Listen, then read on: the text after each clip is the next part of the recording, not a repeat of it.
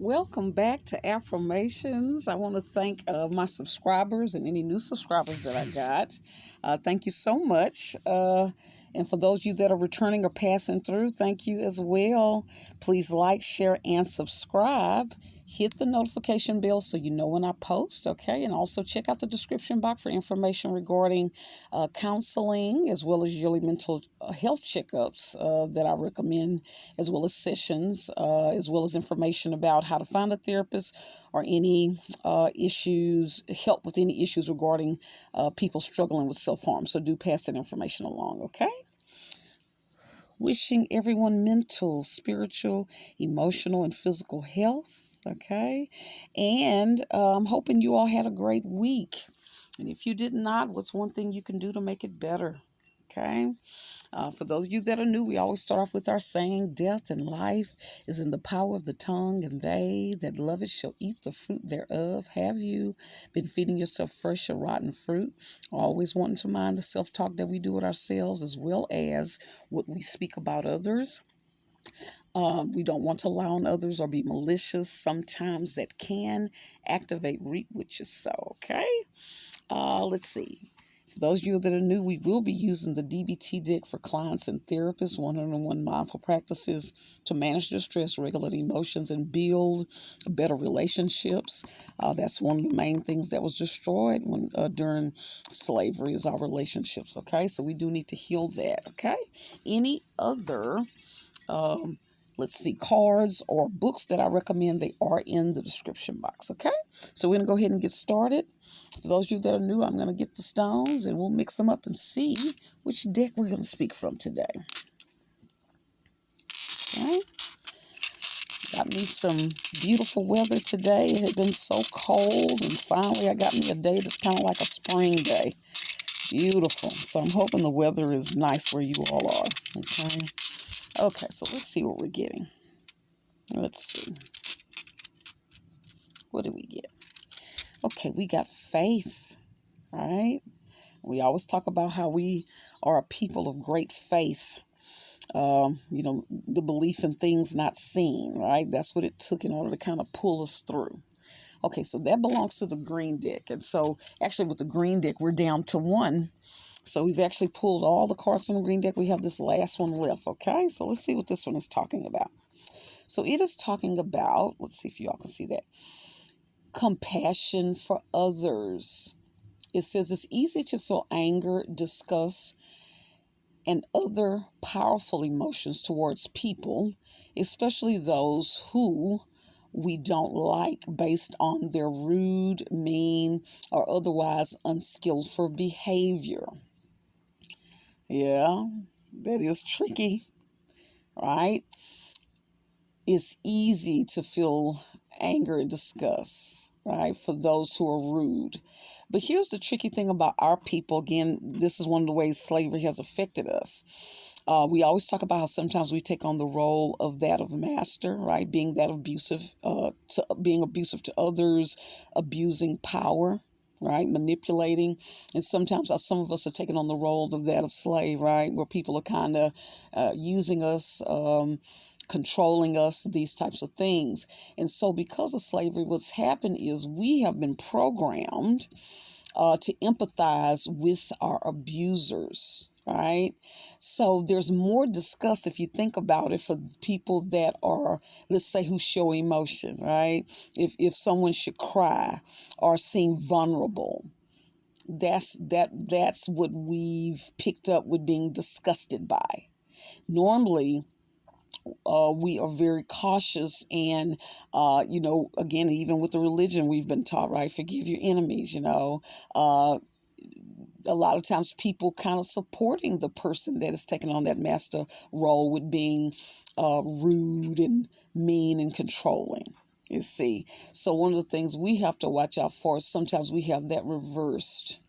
It's actually it's easy for us to feel disgust when we see our people being vulnerable, crying, needing affection, being in need, you see. And again, we picked up those behaviors from master, right? There was no sympathy. There was no time for emotion, right? that could get you hurt. And so sometimes we are picking up with those behaviors today where we actually are hurting those who are vulnerable. I can even speak to that myself, having to, suck it up, be tough, right? We even teach our children, okay, we quickly get it together. And we had to do that in slavery because that could cause an abusive master to escalate, right? So it's almost like while we were being abused, we had to stay calm, right? Have you noticed that? So we're good at that.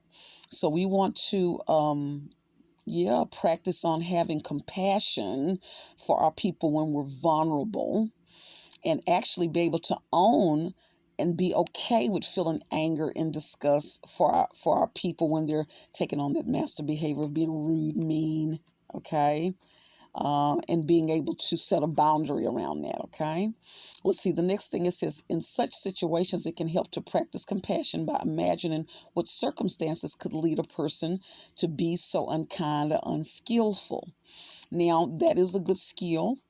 I think when we are looking at people who are taking on that master's role, so we won't take it personal or believe that we're worthy of this kind of treatment, we need to ask ourselves, what has happened to this individual that has them being so cruel? Okay?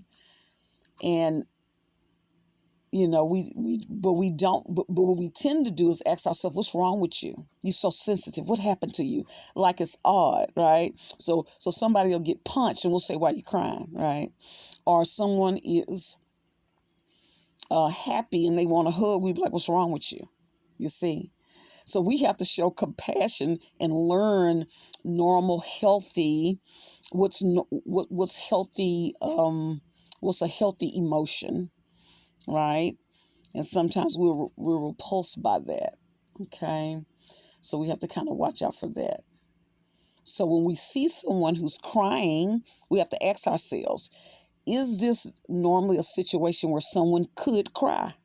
And if so, then we need to take a deep breath and remind ourselves this person is responding in a normal way. But also, too, for those of us that normally find ourselves being a little bit more vulnerable and people getting angry, we have to learn how to self-validate, because sometimes people around us are not able to handle that, okay? And then also, too, another thing I would teach a lot of the kids I would work with who were getting bullied, and just, different clients.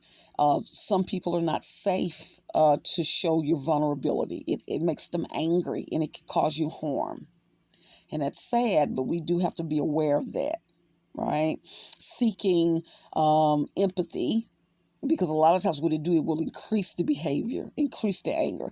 Even us as a people, a lot of times you'll see our loved ones will get shot and it'll be on TV and we're crying, and there's a history of it being a sport, enjoying seeing our people in pain, right? So understand, when we cry, it's sad, especially our people when we're getting hurt in a public way and we're trying to protest and those types of things. People enjoy that. That doesn't get anything done, So we have to be mindful of, and if we're going to be vulnerable, is this a person that's ever shown that they are able to be supportive and safe if I'm vulnerable? Okay, so we need to be aware of that. It says, what kind of unhappy life exists? What kind of unhappy life exists for such people? What kind of unhappy life exists for such people? For us, we would think it's people showing normal, sensitive emotions. We would think they're weird, but actually their response is normal. We have been forced and controlled and continuing throughout the generations to not allow ourselves to express emotion. So we need to remind ourselves, when we see someone cry out of being vulnerable and it makes us angry, take a deep breath and remind ourselves that it is normal for this person to respond this way. And we don't want to beat ourselves up, but we want to say something like, and I'm working on learning to not get angry when I see people having normal feelings. Okay, it says, the next time you feel upset by or wronged by another person, try practicing compassion. So for us is the next time we see someone vulnerable, try practicing compassion. Isn't that interesting? Ours is a little opposite. Write in the comment section if you agree with this or not, okay? That was a good one, okay? So let's see. So that one's done. Okay, so we'll do an affirmation. Okay, we normally end with an affirmation. Let's see what we got. Okay.